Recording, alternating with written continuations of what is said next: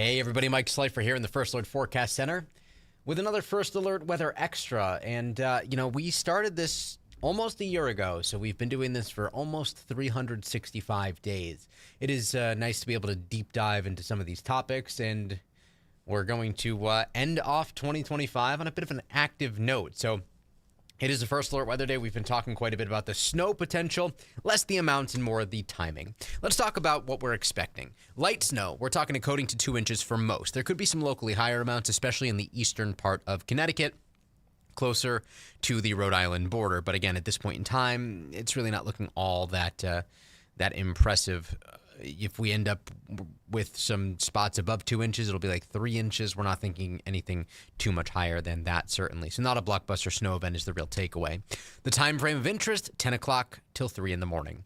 So over the next, say, 5 to 6 hours when we expect the most active weather across the state. That's when we'll be tracking the most in the way of snow and thus expect the greatest impact. And when it comes to the actual impact, you can expect some slick spots out there, especially traveling home from New Year's Eve celebrations. Right now, we're still in pretty good shape, although we are tracking the first flakes in parts of Connecticut. Here's Connecticut's only live radar, but this doesn't tell the entire story. So let's get to some animating here, shall we? This is a loop over the last 30 minutes, so you can see the leading edge of that snow band moving in. A couple of things of note here. It's running into a bit of dry air, so it's sort of falling apart as it tries to move in. If we zoom in on the northern part of this right now, it stretches from Winstead down Route 8, essentially mirroring the Route 8 corridor just west of Route 8 right now. Torrington, Litchfield, Bantam, Morris, Washington, all dealing with some of that snow right now. So next up, we're looking at Harwinton, Watertown, Bethlehem, Bridgewater likely seeing some of that snow right now too. Again, some of this may actually struggle to reach the ground, and you'll note that as it moves closer and closer to Connecticut, moves into the state, it's sort of weakening just a little bit, but there is quite a bit more on the way. So this is just an appetizer, if you will. In Fairfield County, we're looking at the snow showers that are moving through Ridgefield, Danbury tracking out 84. These are going to move next into Newtown, Bethel, Weston, Easton, and along the shoreline, not quite as much activity just yet. So that's what we're looking at here on First Alert Live Radar. But as we just mentioned, that doesn't quite tell the entire story. So we need to talk about what's happening to the west of Connecticut and to the west of us. This radar loop over the last 6 hours, satellite and radar, shows that the bulk of the snow is still to our west. Now, this was never a blockbuster event, but the first snow showers are moving into the Hudson Valley right now. So we'll see the first flakes fly within the next hour or so. But it may actually take a while for things to really start to deteriorate when it comes to road conditions, perhaps not until 11 o'clock tonight, but certainly as we get past midnight. You'll note here on our hourly planner, temperatures are cold enough that this snow will stick immediately. Not only that, but we'll see the snow begin within the next 30 to 60 minutes, we'll call it, and then we'll start to see things become a bit more active through midnight tonight.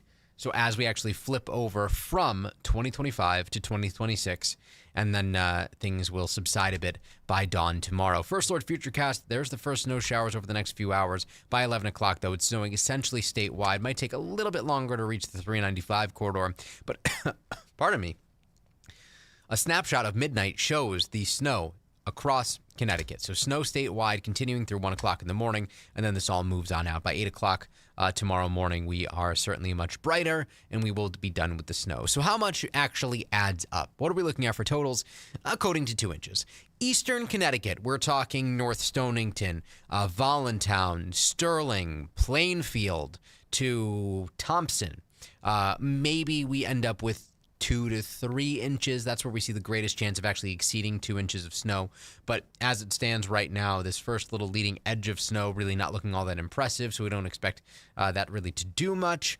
And to our east is where there's a greater chance to actually see maybe 2 to 4 inches of snow. Our iCam view in Mystic even showing that the clouds haven't fully filled in southeastern Connecticut just yet. We can certainly see some stars out there. Our iCam view in Middletown looking a little bit more overcast. We'll take you next to New Haven, where we are looking out into the distance there. 32 degrees, wind out of the southwest at 8 miles per hour. and really not much notable going on right now in the Elm City when it comes to the world of weather. We'll take it next to Old Saybrook. Again, sort of a similar scene where we're just looking out into the distance. We don't really see anything too notable for snow, certainly. We don't see much in the way of cloudiness just yet. We can briefly take you to Torrington, and perhaps there will be a couple of flakes flying in northwestern Connecticut, but let's see. Even here in Torrington, it doesn't look like the snow is reaching the ground just yet. So that dry air needs to be overcome, which is typical. So we will see that happen, though, in the next 45 minutes or so. And again, we didn't expect the snow to start up until after 10 o'clock. So we're still certainly looking good when it comes to our timing forecast there. And we're looking live from our iCam in Rocky Hill. Looks to be a bit out of focus as we look north to the Hartford skyline. Big night in Hartford tonight with first night ongoing. A lot of festivities out there. And the weather, for the most part, has cooperated.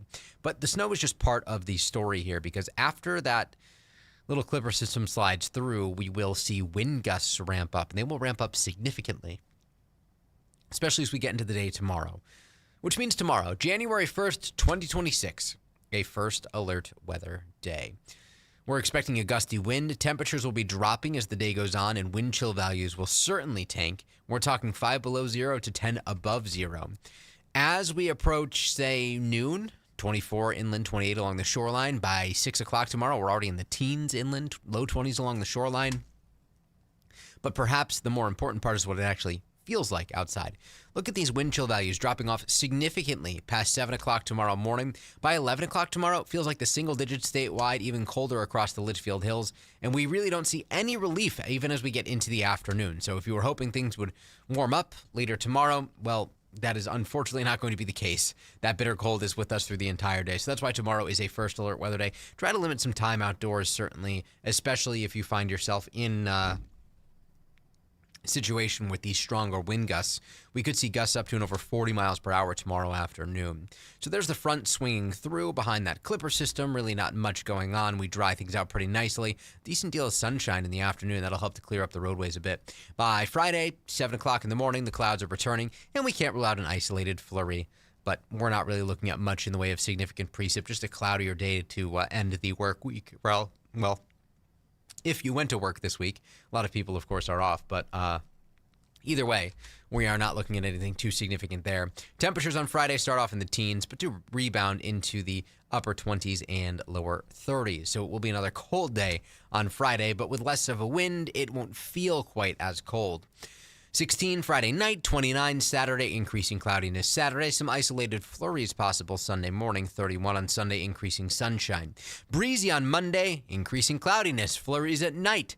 Clearing out Tuesday, becoming milder Tuesday with temperatures climbing even more by Wednesday. 30 at the shoreline tomorrow, in the lower 30s Friday, Saturday, by Sunday, mid-30s. But it's Tuesday and Wednesday that you really want to look toward if you're waiting for some milder days. We're expecting temperatures to be near, if not above normal, both Tuesday and especially Wednesday. And this actually looks like perhaps a bit of a pattern that's going to be taking hold here, where we could see things running a bit above normal from the January 7th through the 13th time frame. These shades of orange indicating the higher likelihood that things will be running a bit above normal. And perhaps we will see that warmer pattern be accompanied by some more active weather too. Shades of green on the 8 to 14 day outlook for precip, indicating the higher likelihood that things remain a bit wetter than normal too. So we'll have to see how exactly things work out, but either way signals that the pattern stays active and we do get at least a little reprieve, even if it's temporary, from the bitter cold. December was a cold month.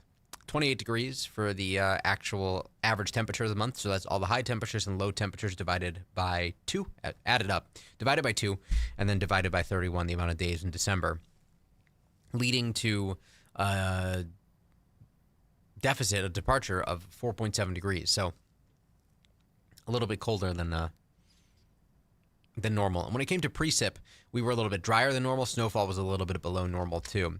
Now, the interesting thing about the average high tomorrow, 37 degrees, is that it still drops a little bit more as we head into the middle of the month.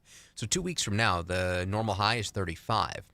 But as we get into the end of the month, that number actually starts to tick back up, and it will start to climb even more February, but especially into March. This snapshot over the next 3 months really shows tells a pretty good story of how things change quickly as we get into March, and especially past March 15th. So if you don't like the cold, you can think of it this way. We've got 2.5 months to go, and we are, at least when it comes to averages, talking averages, we are done. It certainly becomes more difficult to get that bitter cold in the month of March. However, we typically see about 9.4 inches of snow in the month of March. And yes, it does favor, of course, the first half of the month. So we'll, of course, keep you updated on all of this as we move forward. If we're just going strictly by averages, our snowiest months are still ahead of us. January and February, on average, are the snowiest months. But we can at least safely say we're not expecting any significant snow for at least the first 6 days of the new month, the first 7 days of the new month.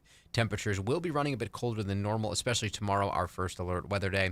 So, you'll have to bundle up. You have to keep the jackets nearby. But from the perspective of precip, well, thankfully, it doesn't look all that impactful as of now. We will be the first to alert you if that changes. Hey, everybody have a safe and happy New Year's Eve tonight. Start off 2026 on a great note. If you're traveling tonight, just be aware that things could be slick at times. Visibility could be reduced. We aren't expecting the snow to be very heavy, but it will be ongoing. So between, slick conditions out there and just the fact that the roads will be quite busy after midnight, take it easy. We will be back, of course, tomorrow on Channel 3. Our next First Alert Weather Extra will be on Monday. Friday. It'll be on Friday. We'll see you back here on Friday, 9:30. Have a safe and happy start to 2026, everybody. And don't forget, we're here for you for any weather